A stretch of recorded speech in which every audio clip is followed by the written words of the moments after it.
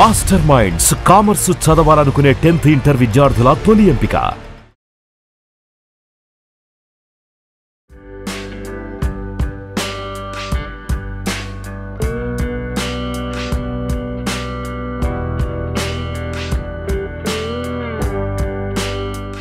నమస్కారం.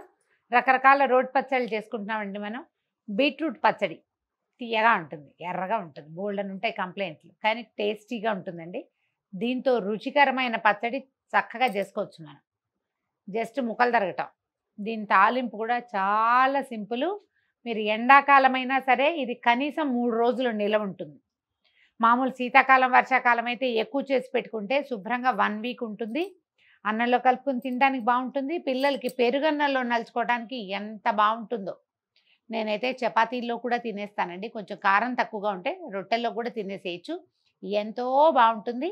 ఈజీగానే చేసుకోవచ్చు. బీట్రూట్ శుభ్రంగా కడిగేసి చెక్కు తీసి ముక్కలు తరిగి పెట్టుకోండి. ఇదిగో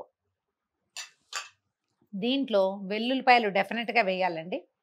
ఒక మూకుడు పెడదాం ముందు. దీనికి 1 స్పూను నూనె వేసి మొదట చింతపండు నానబెట్టడం చేయకూడదు. మామూలుగా మనం పచ్చళ్ళకి ఏం చేస్తాము, చింతపండు కొంచెం తడుపుతాము లేదా కాస్త నీటిలో నానబెడతాం. దీనికి నూనెలోకే చింతపండు వెళ్ళిపోతుంది, అందుకని నిలవ ఉంటుంది. మనం తడిసిన చింతపండు పెట్టి పచ్చిమిరపకాయలు వేసి కొత్తిమీర వేసి నిలవ ఉండు అని అడగకూడదు. దానికి ఏం వేయాలో అదే వేసి ఏం చేయాలో అదే చేసి అప్పుడు నిలవ పెట్టుకోవాలి దాన్ని. ఒక 5-6 వెల్లుల్లి గర్భాలు ఒలిచి పెట్టాను. నూనె కాగిపోయింది. ఇందులో ఇంకా వేరే దినుసులు వ్యవహారాలు ఏం లేవండి. 1 స్పూను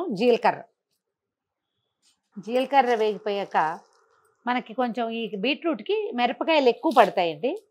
ఒక 15 అయినా, ఒక ఇంత దుంప అనుకుందాం, ఒక 12 నుంచి 15 ఎండుమిర్చి వేసుకోవాలి. ఈజీగా ఉంటుందని నేను చిన్న ముక్కలు చేశాను అంతే.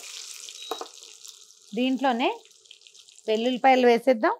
తర్వాత చింతపండు మనం ఇందులో ఎంత వేయచ్చు, ఒక చిన్న ఉసిరికాయ ఎంత చింతపండు పడుతుంది. దీన్ని కొద్దిగా విడదీసాను, అది కూడా ఇందులో వేసి వేయించేసేద్దాం. యాక్చువల్గా బీట్రూట్ కూడా ఇందులోనే వేయచ్చండి, కానీ అంత బాగా అవటం లేదని నేను విడిగా వేయడం మొదలుపెట్టాను.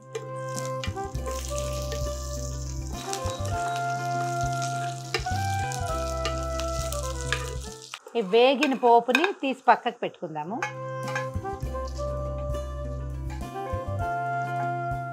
ఇంకొక స్పూను నూనె వేసి కాస్త పసుపు వేద్దాము. ఈ బీట్రూట్ ముక్కల్ని నూనెలో వేసేద్దాం. దీని మీద కొద్దిగా అంత ఉప్పు చల్లితే, రాళ్ళ ఉప్పు వేసుకునే అలవాటు ఉంటే చక్కగా వేసుకోండి, అదే మంచిది. ఉప్పు చల్లి దీన్ని మూత పెట్టేస్తే ఈ ముక్కలు మగ్గిపోతాయి. ఇవి వేగే లోపల మనం నిదానంగా తాలింపు అవి నూరేసుకోవచ్చు. ఇది రోట్లోనే కాదండి, మిక్సీలో వేసుకున్నా కూడా శుద్ధగా రుబ్బేసినా ఇది బాగానే ఉంటుంది. ముక్కలు మగ్గిపోయినాయి. వీటిని కొద్దిగా చల్లారి పెట్టడం, ఇది రుబ్బేసుకోవటం, తర్వాత అది వేసి తొక్కేసేయటం. ఇంచుమించుగా మనం వేసిన నూనె పైకి రావడానికి ట్రై చేస్తుంది చూడండి. నూనె కనపడుతుంది కదా, ఈ నూనె పైకి వచ్చేదాకా మగ్గబెడితే పచ్చడి నిలవ ఉంటుంది. రుచి కూడా బాగుంటుంది, పచ్చిదనం లేకుండా ఉంటుంది. ఇవి చల్లారే లోపల మనం తాలింపుని నూరేసుకుందాము. మీరు మిక్సీలో వేసేటట్టయితే మొత్తం ఒకసారి వేసేసుకోవచ్చు కూడా.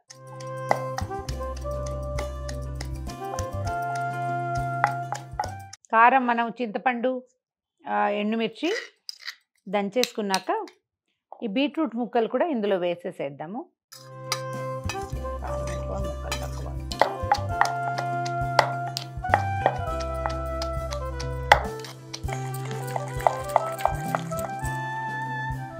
ఉప్పు సరిపోయిందో లేదో చూసుకోండి. కొంచెం ఉప్పు పడుతుంది ఇందులో. జనరల్ ఏ పచ్చళ్ళల్లోనూ ఇంతంత నూనె పడదండి, వీటికి కొంచెం నూనె అవసరం పడుతుంది.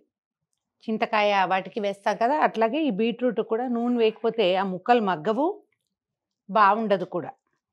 సింపుల్ అండ్ ఈజీగా చేసుకునే బీట్రూట్ పచ్చడి.